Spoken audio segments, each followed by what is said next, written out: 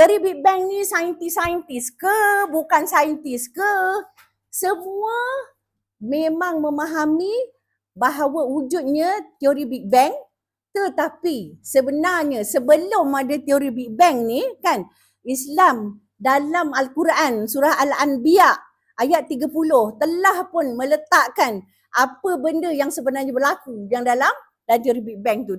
Dalam teori Big Bang ni oleh Gauch Lemaître yang menyatakan bahawa alam kosmos ini bermula dari satu ledakan partikel yang menjadi taburan atom ke seluruh kosmos. Jadi dari sudut agama Islam yang diterangkan dalam surah Al-Anbiya ayat 30 bermaksud sesungguhnya langit dan bumi itu pada mulanya bercantum. Lalu kami pisahkan antara keduanya.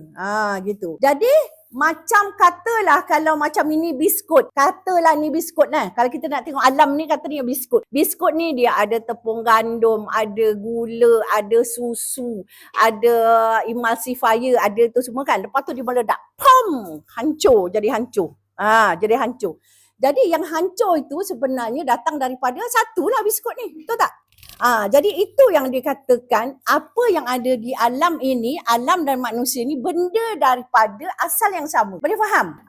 Daripada asal yang sama, komposisinya semuanya sama kan. Jadi walaupun atom-atom tu sama, walaupun atom tu sama daripada biskut yang kecil-kecil tu, tapi akan ada yang lebih. Perbezaan-perbezaannya ada yang ni lebih terlebih tepung, yang ni terlebih gula, terlebih tu. Itulah maksudnya. Ini sekarang saya cerita supaya macam mudah faham tentang atom ni kan.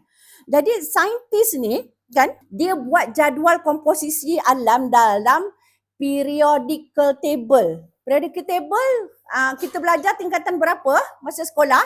Tingkatan 4. Kalau macam kita tingkatan 4. Budak sekarang kan laju gila kan. Mungkin tingkatan 2 pun dia orang dah belajar tentang atom. Atom ni apa? Jadi kalau tengok dalam periodic table tu kan, nampak tak periodic table tu selalu masa kita kat sekolah kita tak heran langsung pun. Sikit pun kita tak heran. Tapi bila kita dah belajar tentang isu atom ini, yang daripada ini tepungnya dekat mana dia atur kat sini. Mana banyak tepung kat sini, mana banyak gula kat sini, mana banyak tu. Itulah jadinya. Jadi itulah digrup-grupkan. Jadi ada alkaline metals, ada alkaline earths, ada transition metals. Okay, ada gas halogen, ada noble gases, ada elemen-elemen lain macam-macam.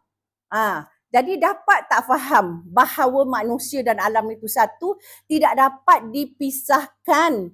Dan apa sahaja yang ada pada alam ini ada pada diri kamu tu semua.